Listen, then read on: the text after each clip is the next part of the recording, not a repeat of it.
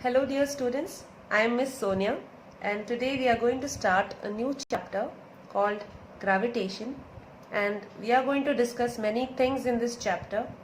So we'll be discussing about planetary motion and the laws governing planetary motion. We'll be discussing what is Newton's law of gravitation, and we'll be discussing how the acceleration due to gravity of Earth changes with height or depth of any body or rotation of Earth, how it is changing. We will be discussing what is gravitational field, what is gravitational potential, and then we will be discussing if a body wants to escape the gravitational pull of Earth, then what it has to have, what velocity it has to have. All these things we'll be discussing in this chapter. We'll also be discussing about satellites. Very briefly we'll be discussing and how satellites are launched in their orbits. All these things we'll be discussing in this chapter. It's very interesting and a very important chapter for your exam and for your entrance also. So without wasting time, let us start the chapter called gravitation. So the word gravitation means a force of attraction. So gravitation is nothing but a phenomenon in which two bodies which are associated with mass, so bodies having masses will have a gravitational force of attraction. So this force is always attractive in nature and occurs between two bodies possessing some masses. So that is the reason why each and every object gets pulled towards the center of Earth, because Earth has a huge mass, and because of the mass of Earth, any body or any object gets attracted towards the center of Earth. That is the reason why the first time gravitation was discovered, when Newton observed that an apple is falling downwards from a tree towards the surface of Earth, and then he put forward the law of gravitation, which we call Newton's law of gravitation. Later on, many scientists gave their theories regarding gravitation, like Kepler, Copernicus, Galileo, Einstein. They all studied gravitation and they have given their different concepts on gravitation. So Kepler was the scientist who gave the mathematical explanation of how planets are doing motion and what are the laws or what are the base or the foundation for planetary motion. So that we'll be discussing first. So we all know that our solar system comprises of planets, satellites, asteroids, dwarf planets, and of course our solar system, the center of the solar system is our sun. So everything in our solar system revolves around our sun, the star. So similarly there are other planet systems which has a center star or maybe some other heavenly body having huge gravitational force, and that is the reason why the other planets are revolving around the central heavenly body. So I'll give an example of solar system. So the solar system comprises of 8 planets, and these 8 planets are revolving around our sun. So the planets are revolving around sun in an elliptic. Alright, so we will be discussing about the planetary motion of the planets of our solar system. So Kepler in 1609 put forward the Kepler's law of planetary motion. He gave 2 laws of planetary motion, and later on, after 10 years later, he gave the 3rd law of planetary motion. Alright, so let us discuss what is Kepler's laws. So Kepler mostly focused on planetary motion and gave 3 laws called Kepler's law of planetary motion. So we'll be discussing one by one what are the Kepler's law of planetary motion. So before Kepler, Copernicus, Galileo also observed the same thing. Galileo saw that the sun is the center of the solar system, and he observed this by the help of his own telescope that he had made, Galilean telescope. And from the help of that telescope, he got to know that the sun is the center of our solar system and the planets, also including Earth, revolves around the sun. So after Galileo Kepler was able to give the mathematical explanation of planetary motion. So let us discuss the first law of Kepler, that is the law of orbit. So what is the law of elliptical orbit? So according to Kepler, planets revolve in an elliptical orbit with Sun at one of its focus and planets are revolving around it. So the first law tells us about the shape of orbit, and the orbit is in elliptical nature and Sun is at one of its focus. There are two focus of an ellipse, so Sun will take one of the focus, or Sun is located at one of the focus of the ellipse and the planet is revolving around Sun. So this is Kepler's first law. Then Kepler's second law, it is called as law of aerial velocity. What does this mean? For example, a planet is moving from point A to point B at a given interval of time and covering an area. For example, this is the area it covers or sweeps. So at a given interval of time t, it is moving from point A to point B. Alright. So it is covering an area. Similarly, if we take two other points, that is point C and point D. So the planet is moving from point C to point D in its orbit at the same given interval of time. So that time interval is same. So if we take the area, both the areas will be same. That is what? The area swept by the planet for a given interval of time is always same. That is the reason why we say aerial velocity. That is, change in area per unit time is always constant for every planet revolving around Sun. This we are going to prove. So we will be proving Kepler's second law, that is law of aerial velocity, using law of conservation of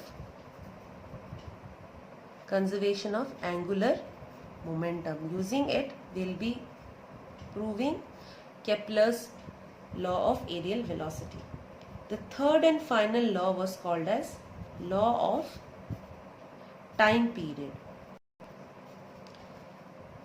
Law of time period.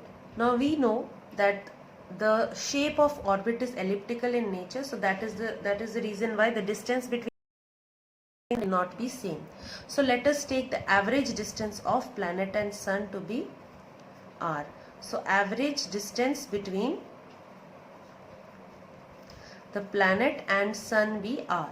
So the time taken, or the time period of the planet, or the time taken for the planet to complete one revolution is nothing but capital T. So T square is directly proportional to R cube.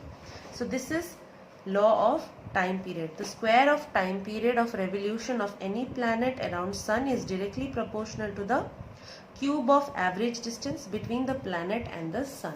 So this is also very important law given by Kepler. So we are going to prove these three laws one by one. So let us start without wasting time. How we are going to prove that aerial velocity is constant and how time period square is directly proportional to the cube of distance between the planet and Sun. We need not prove the first law. It is known as angular momentum has to be conserved, and this can only be possible when we have an elliptical orbit. So we do not have to prove this. We will be proving the second law and the third law one by one. So let us start. Let us discuss the proof of Kepler's second law, that is the aerial velocity of any planet revolving around Sun is always constant. So let us discuss this. So for that, let me take where Sun is at one of the focus. Let me consider Sun as one of the is the origin of this coordinate system, and let me take A and B be 2 points for a given interval of time t. Let R be the distance of point A and point B from Sun.